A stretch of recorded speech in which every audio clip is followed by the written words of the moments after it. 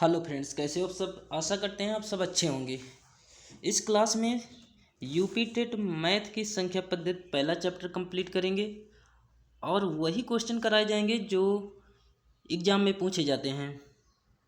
यदि आप लोगों को कोई दिक्कत होती है या परेशानी आती है तो आप लोग कमेंट बॉक्स में पूछ भी सकते हैं और टेलीग्राम ग्रुप में ज्वाइन भी कर सकते हैं। आप लोग टेलीग्राम चैनल का लिंक आप लोगों को डिस्क्रिप्शन में दे दिया जाएगा, वहाँ से आप लोग क्लिक करके ज्वाइन हो जा सकते हैं। देखते हैं संख्या पद्धति में पहला क्वेश्चन है हमारा, यदि a इंटू बी बराबर दिया गया है A square plus B square minus A B हो तो 9 इंटू 5 का मान होगा। इस प्रकार के क्वेश्चन पूछे जाते हैं यूपी टेट में और कई बार पूछे भी गए हैं। तो इसको सॉल्व कैसे करेंगे देखते हैं। ए इंटू बी का मान दिया गया है A square plus B square minus A B, तो हमें किसका मान ज्ञात करना है 9 इंटू 5 का मान। आप लोग सॉल्व करिए। कैसे करेंगे, जैसे दिया गया ए का मान दिया गया है 9, बी का मान दिया गया है 5, तो ए के स्थान पर रखेंगे 9 का स्क्वायर। क्या लिखेंगे 9 का स्क्वायर प्लस 5 का स्क्वायर माइनस 9 इंटू 5, 9 इंटू 5 लिख देंगे। अब इसको सॉल्व करेंगे। 9 का वर्ग करेंगे 81 आएगा, 5 का वर्ग करेंगे 25 आएगा और 9 इंटू 5 करेंगे कितना आएगा 45। यहाँ 45 लिख देंगे। यहाँ से 81 और 25 को ऐड कर देंगे और 45 को माइनस कर देंगे। तो यहाँ से इसको ऐड करिए तो यहाँ से आ जाएगा 5 1 6 8 2 10 माइनस 45। यहाँ से सॉल्व करिए। 106 में 45 घटाइए कितना आ जाएगा, यही हमारा राइट आंसर हो जाएगा। 6 में 5 गए 1, 10 में 4 गए 6, यहाँ से इसका राइट आंसर क्या आ जाएगा 61। तो 9 इंटू 5 का मान हो जाएगा 61। आप लोगों को समझ में आया। सेम दूसरा सवाल इसी प्रकार का है, आप लोग सॉल्व करिए। ए इंटू बी का मान दिया गया है ए प्लस ए बटे बी, तो हमें ज्ञात करना है 15 इंटू 3 प्लस 42 इंटू 7 का मान। तो सेम कंडीशन में हल करिए। तो ए का मान दिया गया 15, बी का मान दिया गया 3, तो सबसे पहले इसको हल करते हैं। फर्स्ट वाले को हल कर लेते हैं। 15 प्लस 3 को क्या लिख सकते हैं 15 लिख सकते हैं, प्लस 3 लिख देंगे, प्लस 15 बटे 3 लिख देंगे। तो इसका मान कितना आएगा 15 3 18 हो जाएगा। 15 में 3 का डिवाइड करेंगे प्लस का 5 आ जाएगा। इनको ऐड कर देंगे 15 5 और 18 23 आ जाएगा। ये हमारा उत्तर नहीं है, हमारा 15 इंटू 3 का मान है। अब सेम कंडीशन में 42 इंटू 7 का मान हल करेंगे। हल करिए आप लोग। तो क्या करेंगे 47 लिख देंगे, प्लस का 7 लिख देंगे, प्लस का 47 डिवाइड 7 रख देंगे। तो 42 इन प्लस 7 क्या हो जाएगा 49 49, प्लस 7 में भाग देंगे 42 में, तो 7 6 42। इनको ऐड कर देंगे तो आ जाएगा 9 6 15 55। अब 55 और 23 को ऐड कर देंगे, यही हमारा आंसर हो जाएगा। 55 और 23 को ऐड कर देंगे, कितना हो जाएगा हमारा 5 3 8 और 5 2 7, 78 हमारा राइट आंसर हो जाएगा। इस क्वेश्चन का राइट आंसर हो जाएगा हमारा 78। यदि आप लोगों को साफ न दिख रहा हो, क्लियर नहीं दिख रहा, तो आप लोग अपनी क्वालिटी को 360 कर लीजिए या 240 कर लीजिए तो क्लियर दिखेगा। आगे देखते हैं कुछ इंपॉर्टेंट पॉइंट्स हैं। इकाई का अंक ज्ञात करना हो, जैसे हमें इकाई का अंक ज्ञात करना है तो सबसे पहला पॉइंट है हमारा समस्त विषम संख्याओं के गुणनफल में। विषम संख्याएं क्या होती हैं, जैसे 1 3 5 7 9, ये हमारी क्या होती हैं विषम संख्याओं के गुणनफल में इकाई का अंक 5 और समस्त सम संख्याओं के गुणनफल में इकाई का अंक 0 होता है। यहाँ पर क्या लिख देंगे 0 होता है। समझते हैं कैसे। यहाँ पर 0 लिख देंगे, छूट गया 0 अंक होता है। यहाँ पर क्या होता है 0 अंक 0 होता है। समझ लेते हैं। जैसे समस्त विषम संख्याओं का गुणनफल, ये सभी हमारी विषम संख्याएं हैं। समस्त सम संख्याओं के गुणनफल का अंक इकाई का अंक क्या होता है सम संख्याएं, जैसे 2 4 6 8, ये हमारी सम संख्याएं होती हैं। 0 भी होता है।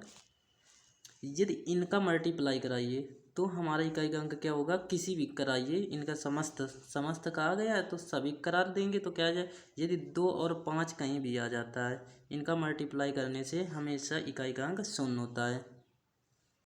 पहला पॉइंट समझ में आया। दूसरा पॉइंट है हमारा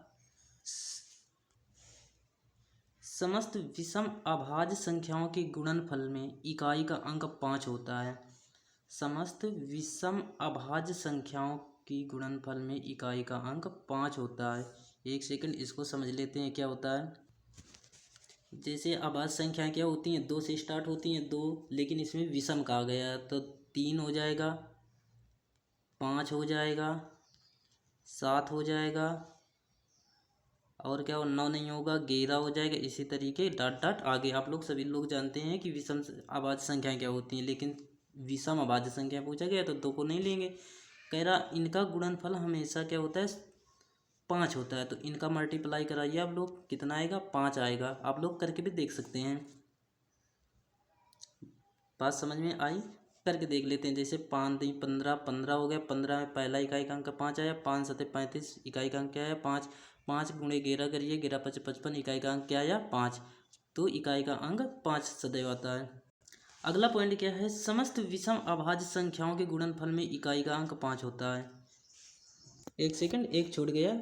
समस्त अभाज्य संख्याओं का गुणनफल इकाई का अंक 0 होता है। समस्त अभाज्य संख्याओं का गुणनफल, तो इसमें क्या कर लेंगे, इसमें 2 ऐड कर लेंगे। तो 2 यदि 5 के साथ 2 का मल्टीप्लाई कराएंगे तो हमेशा 10 आ जाएगा। लास्ट में इकाई का अंक क्या आएगा 0 आ जाएगा। तो समस्त अभाज्य संख्याओं का गुणनफल सदैव 0 होता है। ये लास्ट वाला पॉइंट और ये दूसरा पॉइंट हमारा सेम रख गया है। तो आप लोग समझिए कि समस्त अभाज्य संख्याओं का गुणनफल हमें सदैव 0 होता है और समस्त विषम अभाज्य संख्याओं का गुणनफल सदैव 5 होता है। एक क्वेश्चन दिया गया है नीचे हमारा 283 इंटू 10,536 गुणे 2575 गुणे 45 में इकाई का अंक क्या होगा। हल करिए आप लोग सभी। हम इसको मिटा देते हैं जिससे कि हम इसको हल कर सकें।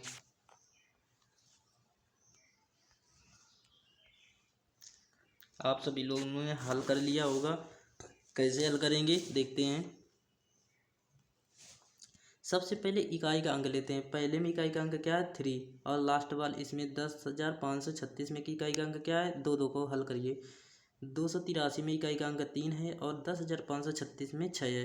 तो 6 तिरका 18, 8 आ जाएगा। इंटू फिर इसमें इसको ले लेंगे 2575 इंटू 45 में इकाई का अंक क्या है 5, 5 है तो 5 25, 25 में इकाई का अंक क्या है 5। अब इन दोनों को मल्टीप्लाई करा लीजिए 8 5 40। तो इकाई का अंक क्या हो जाएगा 0, 0। इसका यही राइट आंसर हो जाएगा। अगला नया टॉपिक आ जाता है हमारा घात में इकाई का अंक ज्ञात करना। जैसे घातों में इकाई का अंक लिखे होते हैं बहुत बड़े बड़े, तो इकाई का अंक कैसे ज्ञात करते हैं। तो पहला पॉइंट है हमारा घात में 4 से भाग देने पर शेष 1 2 3 आए तो नो चेंज कर देते हैं। यदि शून्य शेष आए तो 4 होगा। 4 होगा मतलब क्या होगा, जैसे हमारा यहाँ से लिख दें 25 की घात लिख दें 40, पावर 40 रख दिया गया। तो इसमें क्या किया जाता है 4 से डिवाइड किया जाता है, 4 से भाग देते हैं। 40 में हम 4 का भाग देंगे तो 4 दे हम 40, शेष कुछ बचा नहीं बचा, एक भी नहीं बचा, शेष 0 बचा। तो इसमें क्या रख देंगे एक संख्या में रखिए, हम रखेंगे 5 की पावर 0 नहीं रखेंगे, 0 नहीं रखेंगे, 0 रख देंगे तो 1 आ जाएगा, 1 इस इकाई का अंक हो जाएगा। जबकि हमें क्या रखना है वही रखना है, नो चेंज करेंगे। तो 5 की पावर 4 रख देंगे। तो 5 इंटू 5 4 बार करेंगे तो 5 25, 2 बार करने में 25 आया, फिर 2 बार करने में 25 आया। इन दोनों के इकाई के अंक में 5 का मल्टीप्लाई कर देंगे तो 5 25, तो इकाई का अंक क्या आ जाएगा 5 आ जाएगा। तो पहला पॉइंट आप लोगों को समझ में आया। यदि घात से भाग देने पर, यदि 4 से भाग देने पर 1 2 3 आता है तो कुछ नहीं करेंगे, और यदि शून्य शेष आ जाए तो हमारा वो वैल्यू 4 हो जाती है, 4 रख देते हैं, ना कि 0 रखेंगे। दूसरा पॉइंट क्या है हमारा, इसको हम मिटा देते हैं।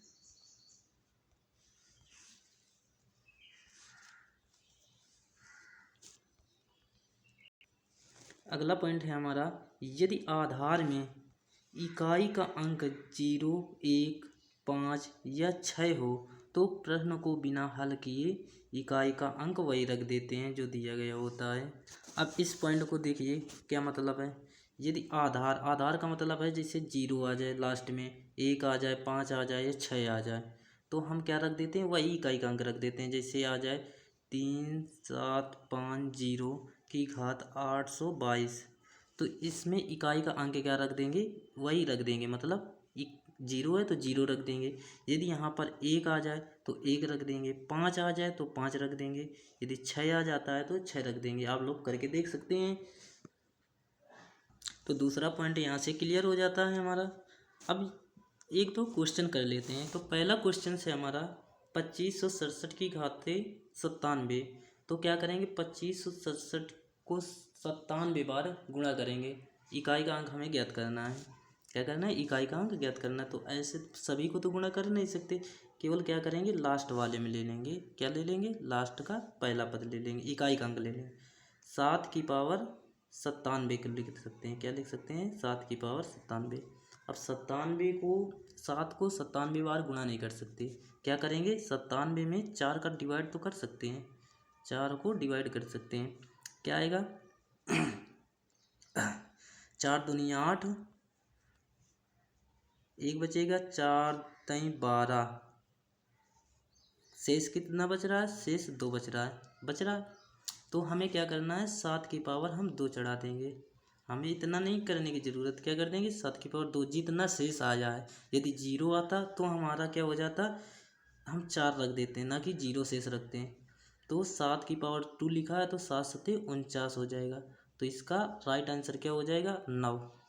यदि आप लोगों से पूछा जाए 2567 की घात 97 में इकाई का अंक क्या होगा, तो इसका राइट आंसर 9 हो जाएगा। आया समझ में। अगला क्वेश्चन है हमारा 3854 की घाते 8437 में इकाई का अंक ज्ञात करना है। क्या करना है, इकाई का अंक। सेम कंडीशन में करेंगे। क्या करेंगे, सबसे पहले क्या करते हैं, इसको लिख सकते हैं 4 की पावर 8437 लिख सकते हैं। अब 4 की घाती इतनी बार तो लिख नहीं सकते, तो हम क्या करेंगे, 8437 में 4 का डिवाइड करेंगे। 4 दूनी 8 आ जाएगा, 4 एकम 4, 0 चरवट 32, 4 नहीं 36, 4 नहीं है 36, शेष कितना बच रहा, 1, 36 1 37 होता है। तो क्या कर देंगे, 4 की पावर हम लिख सकते हैं 1, तो 4 गुणे 1 करेंगे तो क्या आ जाएगा हमारा, 4 आ जाएगा। तो इस क्वेश्चन का राइट आंसर क्या हो जाएगा हमारा, 4, इकाई का अंक 4 हो जाएगा। यदि समझ में थोड़ा बहुत आ रहा है तो क्लास को लाइक ज़रूर कर दें और अपने दोस्तों के साथ शेयर भी ज़रूर कर दें।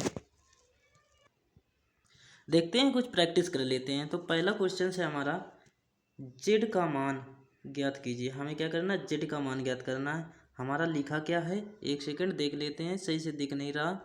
आप लोगों को यहाँ लिख दें, क्या लिखा है, 41 7 जेड लिखा है, फिर 8 लिखा है, कॉमा दिया गया है, फिर लिखा है 9 से विभाज्य है। क्या कह रहा है, 9 से विभाज्य है। विभाज्य का मतलब क्या होता है, आप लोगों को मतलब प्रॉपर्टी पता होना चाहिए। 9 से विभाज्य होने के, 3 से विभाज्य होने का सेम कंडीशन होता है। तो क्या होता है, 9 से यदि विभाज्य होगा तो सभी संख्याओं को जोड़ने से क्या होगा, 9 से विभाज्य होंगे, तो हम लोग सभी को जोड़ लेंगे। क्या लिखा है, 417 जेड 8, सभी को जोड़ लीजिए। तो 4 1 5 5 7 12 आ जाएगा, 12 और 8 क्या हो जाएगा, यहाँ से आ जाएगा 20 प्लस जेड। अब 9 से भाग देना है हमें, और जेड के स्थान पर क्या रखा जाए कि हमारा 9 से विभाजित हो जाए। अब आप लोग ऑप्शन रख के देख लीजिए। 7 रखेंगे पहले, पहला ऑप्शन 7 है, तो क्या करेंगे, 27 हो जाएगा। तो 9 से डिवाइड करेंगे, 9 तिरका 27, ये हमारा सही हो जाएगा ऑप्शन। तो पहला ही ऑप्शन हमारा सही हो जाएगा 7। दूसरा रख के देख लीजिए, यदि 9 रखेंगे तो ये 29 हो जाएगा, जो कि 9 से विभाजित नहीं होगा। तीसरा रख लीजिए, 23 हो जाएगा, 9 से विभाजित नहीं होगा। 26 हो जाएगा, ये भी 9 से विभाजित नहीं होगा। तो इसका राइट आंसर हो जाएगा हमारा 7। देखो, ये क्वेश्चन पूछा भी गया है, उत्तर प्रदेश शिक्षक पात्रता परीक्षा पेपर फर्स्ट में पूछा गया, 8/1/2020 में पूछा गया है। अगला क्वेश्चन देखिए आप लोग। अगला क्वेश्चन है, यहाँ पर आप लोगों को सही से दिख नहीं रहा होगा। तो पहला लिखा है 2160 बराबर 2 की पावर a इंटू 3 की पावर b इंटू 5 की पावर c। तो a इंटू a इन 3 की पावर a इंटू 2 की पावर माइनस b इंटू 5 की पावर माइनस c का मान होगा। तो इस प्रकार के सवालों को क्या करते हैं, सबसे पहले फैक्टर करते हैं। यहाँ पर क्या लिखा है 2160, तो 2160 के हम फैक्टर कर लेंगे। किससे कटेगा, 2160 को हम फैक्टर करेंगे 2 से। 2 एक कम 2, 2 शून्यम शून्य, 2 तिरका 6, 2 शून्यम शून्य। फिर 2 से कट जाएगा, 2 पंचे 10, 2 एक कम 2, 2 पंचे 10। अब 5 से काट लो या 3 से काट लो, 3 से काट लेते हैं। 3 एक कम 3, 2 आ जाएगा, यहाँ आ जाएगा 20, 3 छंग 18, 3 पचे 1 सेकेंड 5 से काट लीजिए। 5 एक कम 5, 5 शून्यम शून्य, 5 नहीं 15। 1 सेकंड ऊपर से गलत हो गया है, फिर से आप लोगों को बताते हैं। इसको मिटा देते हैं, यहाँ से हम इसको इरेज कर देते हैं। तो क्या लिखना है हमें, 2160 2 से डिवाइड करेंगे। 2 एक कम 2, 2 शून्यम शून्य, 2 अट्ठे 16 होता, तो 8 लिखना था, हमने 3 लिख दिया था, 2 शून्यम शून्य। फिर 2 से डिवाइड करेंगे, 2 पंचे 10, 2 चौको 8, 2 शून्यम शून्य। फिर 2 से 2 दूनी 4, 2 सत्ते 14, 2 शून्यम शून्य।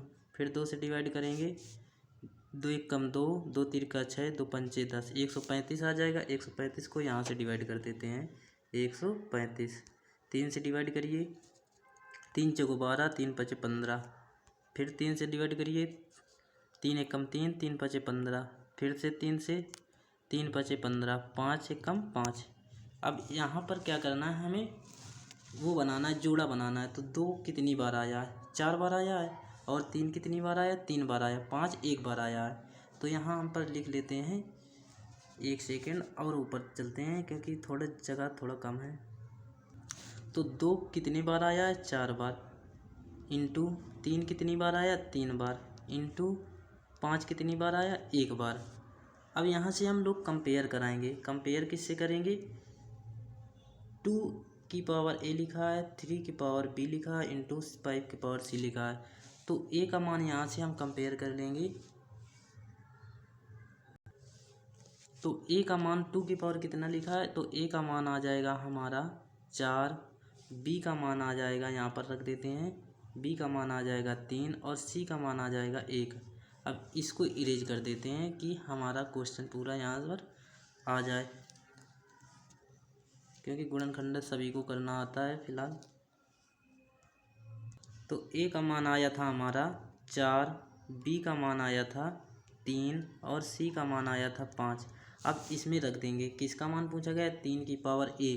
तो 3 की पावर a के स्थान पर 4 रख देंगे, इंटू 2 की पावर b का मान रख देंगे -3, इंटू c का मान रख देंगे 5 की पावर -1। अब इसको सॉल्व कर लेंगे। तो इसको सॉल्व करने के लिए क्या कर देंगे, गुणा कर लेंगे। यदि 3 की पावर 4 को सॉल्व करेंगे तो क्या आ जाएगा, 3 तिरका 9, 9 तिरका 27, 27 तिरका 81। 4 बार गुणा करने पर 3 गुणे 3 गुणे 3, 4 बार करेंगे तो कितना आ जाएगा, 81 आ जाएगा। अब ये लिखा है हमारा 2 की पावर -3, तो इसको नीचे लेते आएंगे। तो 2 की पावर 3 नीचे आ जाएगा, तो प्लस का हो जाएगा। 2 की पावर 3 को लिख सकते हैं, 2 दूनी 4 दूनी 8, 8 गुणे 5 की पावर 1 लिखा है माइनस का, तो नीचे आएगा तो 5 आ जाएगा।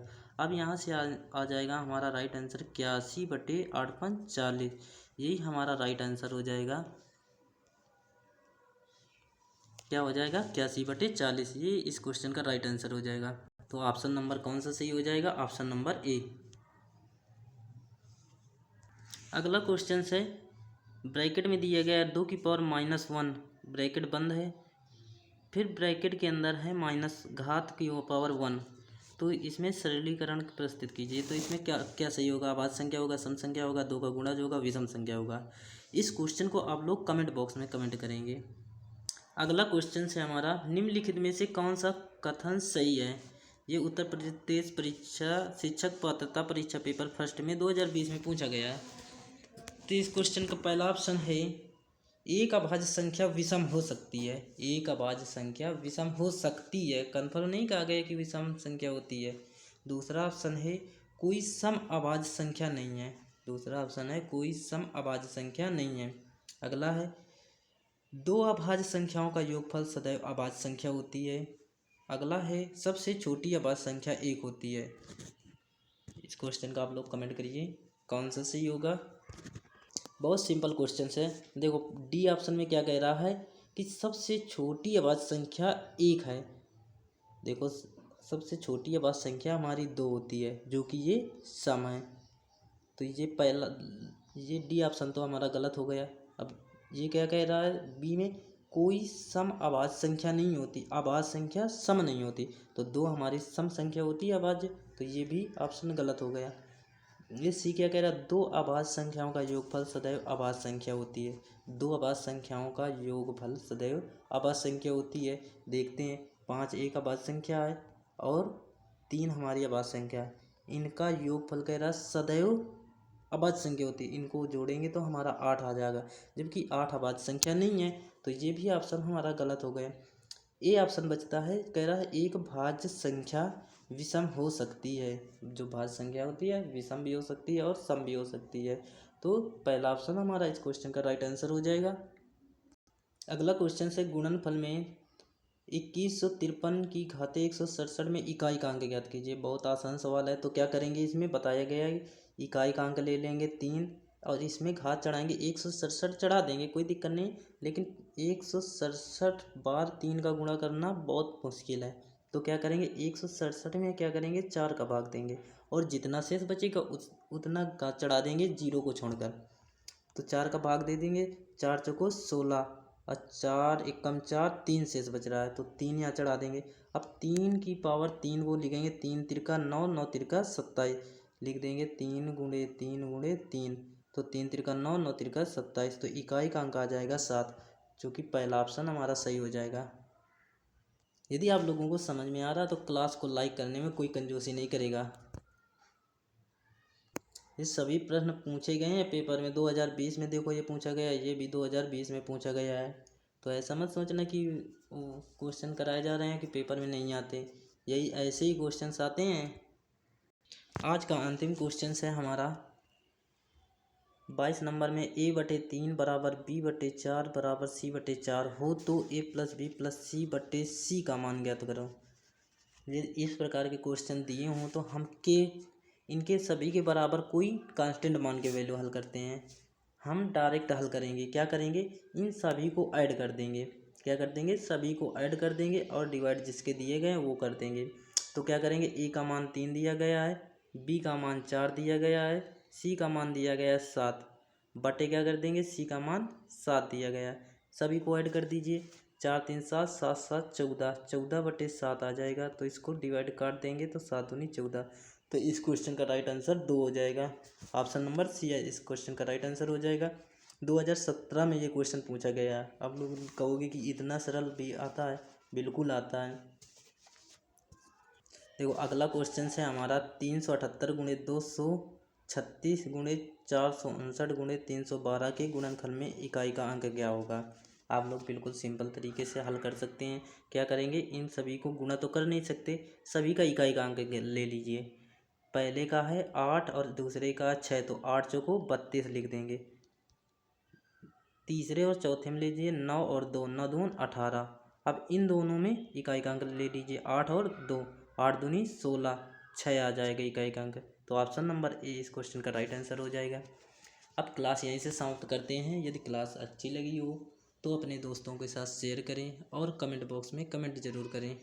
चलते हैं नेक्स्ट क्लास में मिलते हैं। Thank you.